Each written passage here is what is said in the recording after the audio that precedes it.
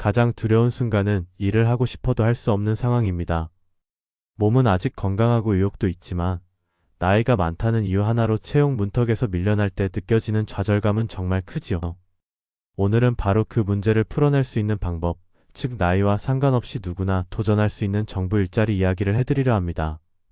어느 날 카페에서 우연히 들은 대화가 아직도 기억납니다. 한 분이 이렇게 말했습니다. 이제 환갑이 다가오는데 경비 자리조차 경쟁이 치열해서 들어가기 힘들다네. 나이 때문에 안 된다고 할 때마다 마음이 철렁 내려앉아. 그 말에 주변 분들도 다들 고개를 끄덕였습니다. 누구나 비슷한 경험이 있기 때문입니다. 이처럼 일할 수 있는데 기회조차 닫혀버리는 현실, 그래서 우리는 새로운 길을 찾아야만 합니다.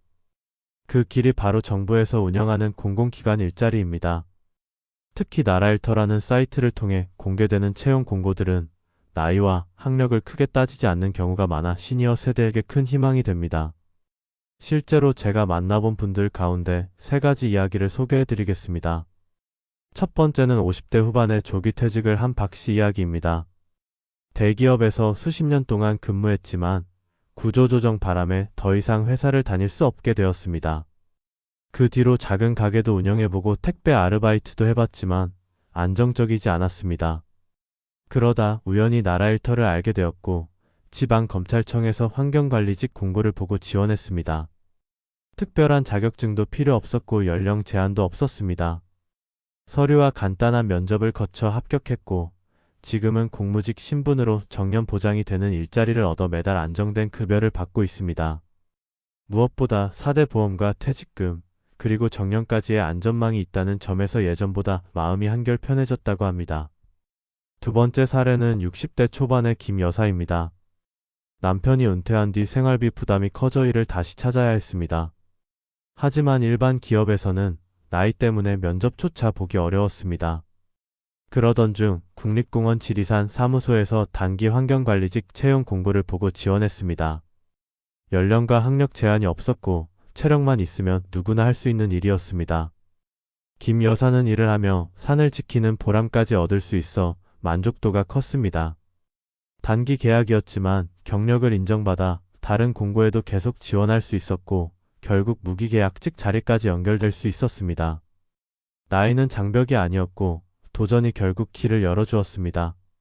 세 번째는 은퇴 후 무엇을 해야 할지 막막했던 정 씨의 사례입니다. 운전 경력이 길었던 그는 우체국 우편물 운반 업무에 지원했습니다. 한 달 단위 계약이었지만 성실하게 일한 덕에 재계약을 이어갈 수 있었고 안정적인 수입을 확보할 수 있었습니다. 무엇보다 이 일자리는 시급 체계가 명확하고 4대 보험이 보장되어서 단순 아르바이트와는 달랐습니다. 덕분에 생활의 기반이 단단해지고 자신감도 회복했습니다. 정 씨는 이렇게 말했습니다. 나이 때문에 좌절만 하고 있을 게 아니라 꾸준히 정보를 찾아보고 지원하는 것이 해답이더라고요. 이 세 가지 이야기가 보여주듯 정부 일자리는 단순히 돈을 벌기 위한 수단을 넘어 안정성과 사회적 보장까지 함께 제공합니다. 그렇다면 실제로 어떻게 해야 이런 일자리를 잡을 수 있을까요? 첫째, 나라일터 사이트에 꾸준히 접속하는 습관을 들여야 합니다. 이곳은 중앙정부와 지자체, 공공기관의 채용 공고가 실시간으로 올라오는 곳이기 때문에 최신 정보를 빠르게 확인할 수 있습니다. 원하는 지역과 직무를 설정해두면 더 효율적으로 찾을 수 있습니다.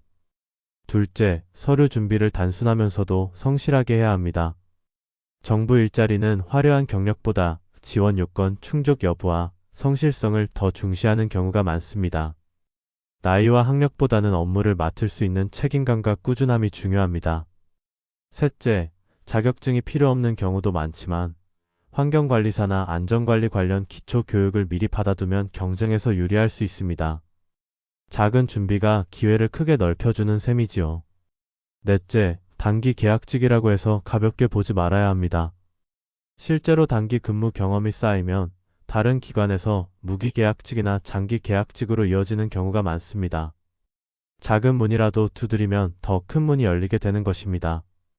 여기까지 정리해보면 분명히 알 수 있습니다. 나이는 이제 더 이상 가장 큰 장벽이 아닙니다. 정부 일자리 제도는 오히려 시니어 세대에게 열린 기회이자 사회적 안전망입니다. 중요한 것은 정보를 알고 꾸준히 도전하는 자세입니다. 오늘 소개한 사례처럼 나와 같은 처지의 사람들이 이미 새로운 길을 찾아내고 있습니다. 그렇다면 지금 우리에게 필요한 것은 무엇일까요? 두려움을 내려놓고 한번 도전해 보는 것입니다. 작은 시도라도 결국에는 큰 변화를 가져오게 됩니다. 오늘은 여기까지 말씀드리고 이어지는 다음 이야기에서는 구체적으로 어떤 기관에서 어떤 직무가 많이 열려 있는지 또 합격 확률을 높이기 위해 꼭 챙겨야 할 전략들을 더 깊이 다뤄보겠습니다. 은퇴 후 일자리를 찾는 것은 단순한 경제적 이유를 넘어 삶의 의미와도 연결됩니다. 특히 50대와 60대 이후의 세대에게 안정적인 수입은 생활비 보전뿐만 아니라 정신적인 활력에도 큰 영향을 미칩니다. 그러나 현실은 쉽지 않습니다. 기업 채용은 젊은 세대 위주로 이루어지고 단순 아르바이트는 장기적 안정성을 기대하기 어렵습니다. 그렇기 때문에 정부와 공공기관이 제공하는 일자리가 새로운 해답이 됩니다. 이번 글에서는 실제 지원 방법과 전략을 전문가의 시선에서 구체적으로 정리해 드리겠습니다. 무엇보다 중요한 점은 정부 일자리가 민간 채용과는 성격이 다르다는 사실입니다. 민간 기업은 즉시 전력감을 중시하고 빠른 성과를 요구하지만 정부와 공공기관은 성실성과 책임감을 더 높게 평가합니다. 또한 연령 제한이 없거나 매우 넓게 열려 있는 경우가 많습니다. 덕분에 신체적 조건만 충족한다면 나이와 관계없이 얼마든지 도전할 수 있습니다. 우선 지원 경로를 살펴보겠습니다. 가장 대표적인 것은 나라일터입니다. 이곳은 중앙부처와 지방자치단체, 국공립기관에서 채용하는 공무직과 기간제 채용을 통합해 공개합니다. 공고가 매일 업데이트되기 때문에 자주 확인하는 습관이 필요합니다. 검색 필터를 활용하면 지역별 직무별로 원하는 공고만 추려볼 수 있어 효율적입니다. 특히 생활권과 가까운 기관을 선택하면 출퇴근 부담을 줄이고 장기 근속 가능성을 높일 수 있습니다. 실제 채용 공고에서 자주 볼 수 있는 직무는 환경미화, 조경관리, 안전관리, 시설관리, 운전원, 사무보조 등이 있습니다. 이러한 일자리는 전문 자격을 요구하지 않는 경우가 많지만 관련 경험이나 자격증이 있다면 우대받을 수 있습니다. 예를 들어 환경미화직은 특별한 기술이 필요하지 않지만 안전교육 이수증명서가 있으면 가산점이 주어지기도 합니다. 운전원 채용의 경우 대형 면허나 일종 포통 면허와 같은 기본 자격만 갖추면 충분합니다. 서류 준비 단계에서는 두 가지 원칙이 중요합니다. 첫째, 지원 요건을 충족한다는 점을 분명히 표시해야 합니다. 연령 제한이 없더라도 자격 요건이 명확하게 적혀 있으니 그 부분을 빠짐없이 증명하는 것이 핵심입니다.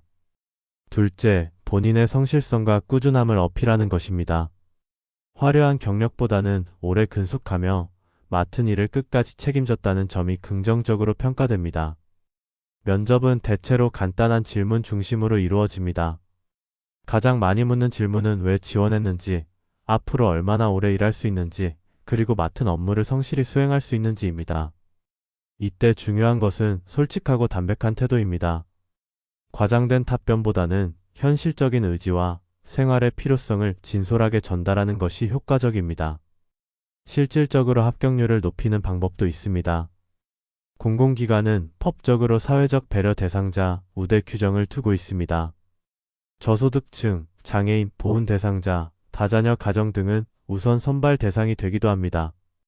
해당된다면 반드시 증빙 서류를 챙겨 제출해야 합니다.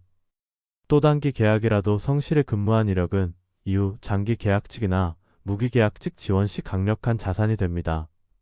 처음에는 기간제라도 시작하는 것이 중요합니다. 또 하나의 전략은 작은 자격증을 준비하는 것입니다. 반드시 국가기술 자격증처럼 어려운 것이 아니어도 됩니다.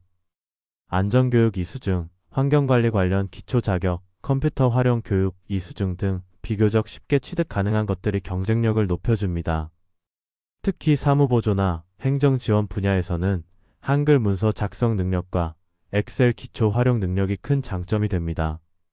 근무 조건을 살펴보면 장점이 뚜렷합니다. 대체로 주 5일 근무에 휴일은 법정 기준에 맞춰 보장되며 4대 보험과 퇴직금이 지급됩니다. 명절 상여금이나 복지 포인트가 제공되는 곳도 많습니다.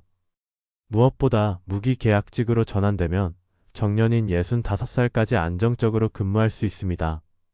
이는 민간 일자리에서는 기대하기 어려운 조건입니다.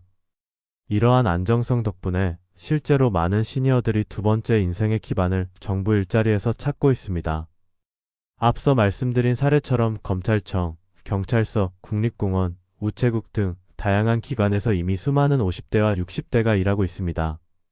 각자의 경력과 상황에 따라 맞는 자리를 선택할 수 있고, 무엇보다 채용 과정이 공개적이어서 불공정에 대한 우려가 적습니다. 이제 중요한 것은 행동입니다. 오늘 이야기를 듣고도 막연히 생각만 하고 지나간다면 달라지는 것은 없습니다. 나라일터에 접속해 내 지역에 어떤 채용이 열려 있는지 직접 확인해 보시길 권합니다. 그리고 가능하다면 작은 교육이라도 이수하고 단기 계약이라도 먼저 도전해 보시길 바랍니다. 기회는 움직이는 사람에게 다가옵니다. 마지막으로 강조하고 싶은 것은 나이는 단점이 아니라는 사실입니다.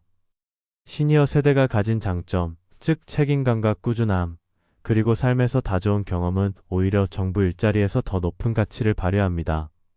사회는 여전히 우리를 필요로 하고 있습니다. 이제는 두려움 대신 도전이 필요할 때입니다. 오늘 말씀드린 내용이 여러분의 새로운 도전에 도움이 되길 바랍니다. 이어지는 다음 이야기에서는 실제로 합격률을 더 높일 수 있는 면접 전략과 기관별로 선호하는 인재상이 무엇인지 더 구체적으로 다루겠습니다. 혹시 이 영상을 보시면서 공감되는 부분이 있었나요? 여러분의 생각이나 경험을 댓글로 나눠주시면 많은 분들께 도움이 될 것입니다.